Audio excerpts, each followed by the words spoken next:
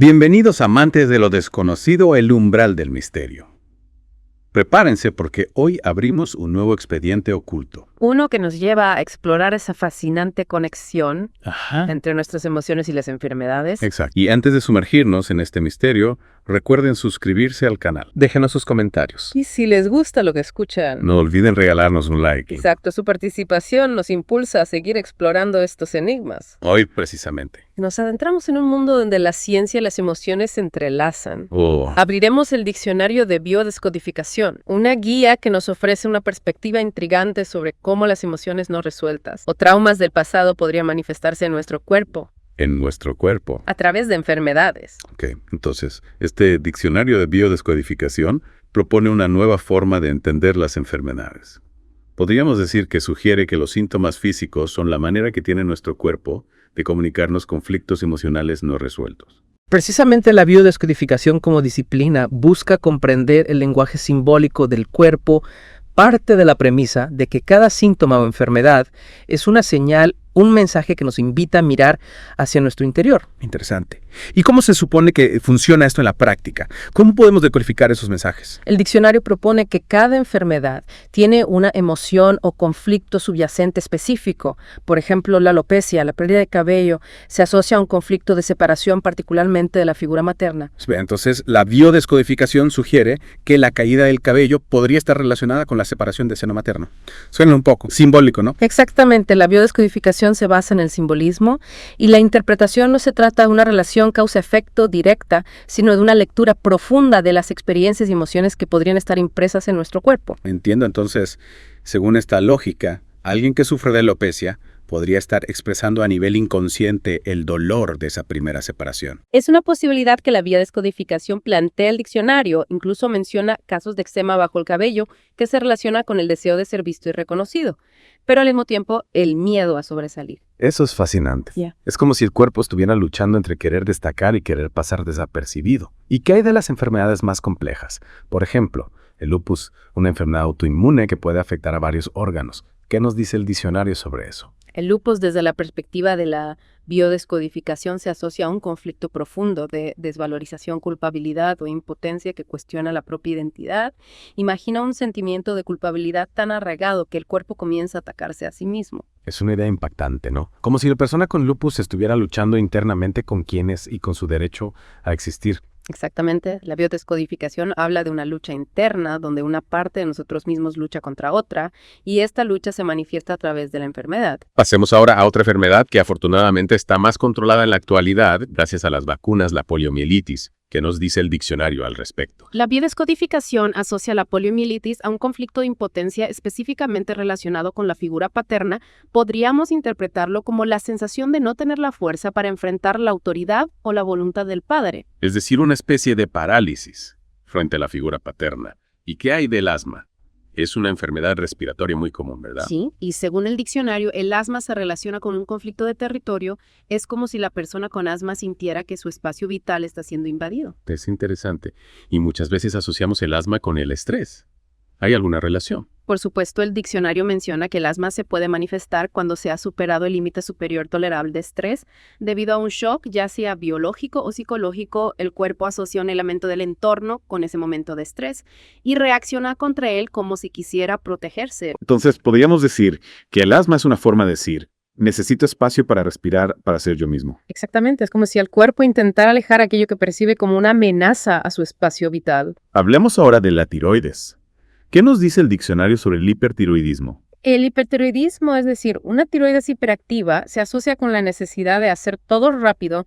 Una sensación de urgencia constante es como vivir con el acelerador a fondo todo el tiempo. Y esto se traduce en un conflicto emocional específico. El diccionario lo relaciona con la frase "me falta tiempo", con una lucha contra el reloj para lograr lo que deseamos. Ya veo. Y hablando de enfermedades complejas, ¿qué dice el diccionario sobre el cáncer? El cáncer, según el diccionario, se relaciona con la rabia que nos consume con un deseo de autodestrucción. No se trata de rabia hacia otros, sino de resentimientos y odios acumulados hacia nosotros mismos, temas arraigados en el ego que no han sido perdonados. Es una perspectiva bastante fuerte. ¿Y qué propone el diccionario como camino de sanación para el cáncer? Propone el perdón y el amor, perdonarnos a nosotros mismos y a quienes nos han herido para liberar esa energía bloqueada y permitir que la vida fluya nuevamente. Es una idea que invita a la reflexión, y hablando de enfermedades que afectan el estado de ánimo, ¿qué hay de la diabetes? La diabetes, según el diccionario, se relaciona con una profunda tristeza, con la sensación de que la vida no es dulce, de que nos falta algo esencial. Podríamos decir que la diabetes es una forma de expresar la necesidad de dulzura de amor en nuestras vidas. Sí, podría interpretarse así, es como si el cuerpo buscara compensar esa falta de dulzura a través de un deseo constante de azúcar. Ahora hablemos de la esclerosis múltiple, una enfermedad que afecta al sistema nervioso central. ¿Qué nos dice el diccionario sobre esta enfermedad? La esclerosis múltiple se asocia, según el diccionario, con la indecisión, con un conflicto interno entre querer hacer algo y no atreverse a hacerlo. Es decir, una especie de parálisis por el exceso de análisis, ¿no? Exactamente. El diccionario habla de un sistema nervioso exhausto por la tensión de querer controlarlo todo, tanto en nuestra vida como en la de los demás. ¿Y qué propone el diccionario como camino para lidiar con ese conflicto? Nos invita a confiar más en el universo y en las personas, a aceptar la imperfección y a darnos el derecho a equivocarnos. Para finalizar esta primera parte, hablemos de la leucemia. ¿Qué nos dice el diccionario sobre esta enfermedad? La leucemia, según el diccionario, se relaciona con un profundo sentimiento de desvalorización familiar, como si la persona no se sintiera parte del clan, como si no mereciera existir. Es una idea muy triste, pero que nos invita a reflexionar sobre la importancia de los lazos familiares y el impacto que tienen en nuestra salud emocional.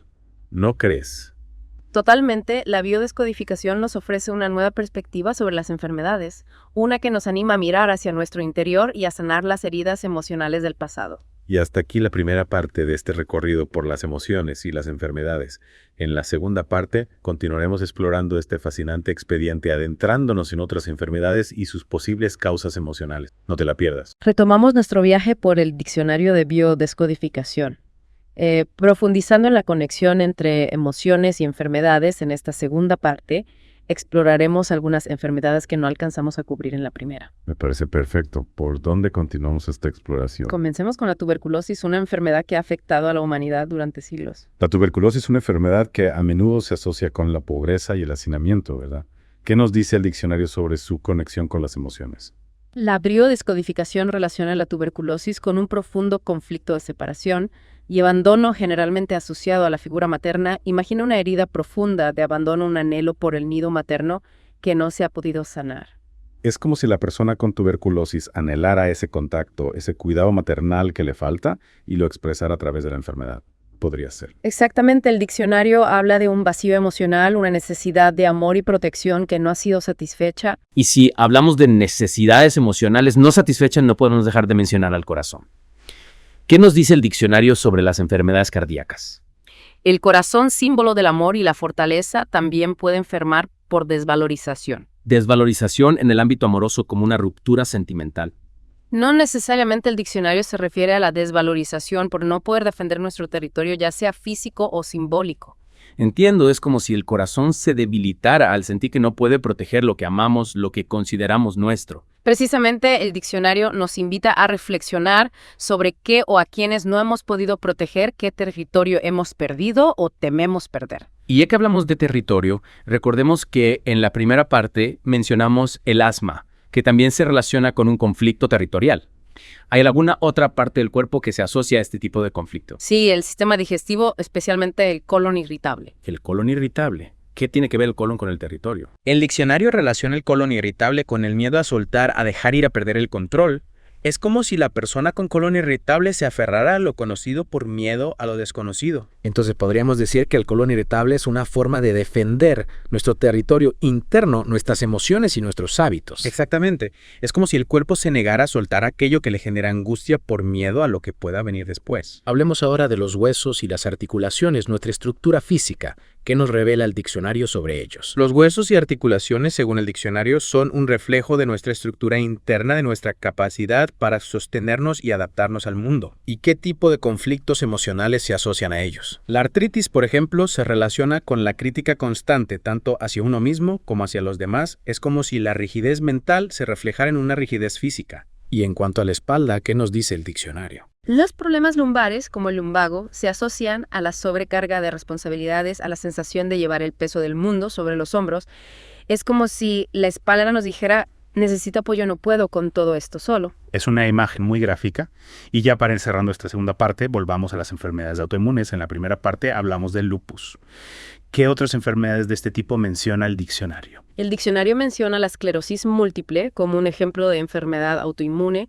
La describe como una manifestación extrema de un conflicto de identidad donde una parte de nosotros mismos lucha contra otra. Es decir, que el cuerpo se ataca a sí mismo por no poder conciliar sus propias contradicciones. Exactamente, el diccionario menciona el conflicto de identidad, la culpabilidad y la impotencia como posibles causas. Es una idea muy profunda que nos invita a reflexionar sobre la importancia de aceptarnos a nosotros mismos con todas nuestras luces y sombras. ¿Verdad? Sin duda, la biodescodificación nos anima a buscar la paz interior, a integrar nuestras diferentes partes y a vivir en armonía con quienes somos. Y hasta aquí la segunda parte de este apasionante recorrido por las emociones y las enfermedades. En la próxima y última parte profundizaremos en las claves para comprender y sanar las heridas emocionales que podrían estar afectando a nuestra salud.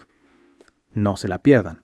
Hemos recorrido un largo camino explorando este diccionario de biodescodificación. En las partes anteriores vimos cómo esta disciplina relaciona diversas enfermedades con emociones y conflictos no resueltos. Ahora me pregunto, ¿qué podemos hacer con esta información? ¿Cómo podemos aplicar la biodescodificación para mejorar nuestra salud y bienestar?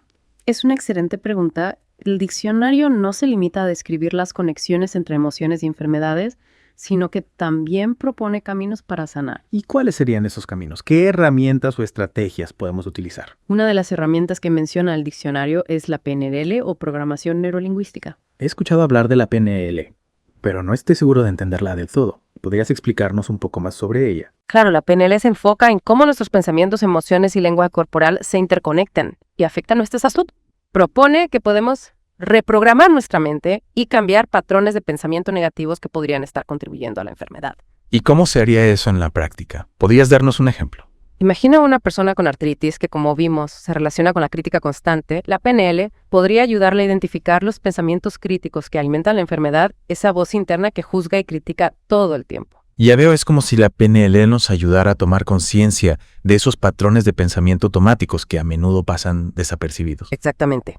Y a través de técnicas de visualización, por ejemplo, la persona podría crear una nueva imagen mental de sí misma, una imagen más compasiva y amorosa. Es como si reemplazara la crítica por la autoaceptación, y esto podría tener un impacto real en la enfermedad. La PNL propone que al cambiar la imagen mental se modifican las emociones, y con el tiempo también los síntomas físicos. No se trata de una solución mágica, por supuesto, pero es una herramienta que puede complementar el tratamiento médico convencional. Entiendo, y además de la PNL, ¿qué otras herramientas o estrategias menciona el diccionario para sanar las heridas emocionales? El diccionario también destaca la importancia del perdón, perdonarnos a nosotros mismos y a quienes nos han herido para liberarnos del rencor y la culpa que nos enferman. Perdonar a veces puede ser muy difícil, ¿no? Especialmente cuando se trata de heridas profundas. Es cierto, perdonar no es fácil, pero es un acto de liberación. No significa justificar las acciones del otro, sino liberarnos del peso del pasado para poder vivir plenamente en el presente. Y para ir cerrando este fascinante deep dive, ¿qué mensaje final te gustaría dejarles a nuestros oyentes? Les diría que presten atención a los mensajes de su cuerpo, que vean las enfermedades no como un enemigo, sino como un maestro que nos invita a mirar hacia nuestro interior. Un maestro que nos muestra las emociones y conflictos que necesitan ser sanados. Exactamente, la biodescodificación nos ofrece una nueva perspectiva sobre la salud, una perspectiva que nos invita a tomar un rol activo en nuestro propio proceso de sanación. Muchas gracias por acompañarnos en este viaje por el diccionario de biodescodificación. Ha sido realmente revelador. Y a nuestros oyentes les recordamos que la biodescodificación es una herramienta para comprender la salud desde una perspectiva integral. Pero siempre es fundamental consultar con profesionales de la salud para el diagnóstico y tratamiento de cualquier enfermedad. Hasta la próxima en el umbral del misterio.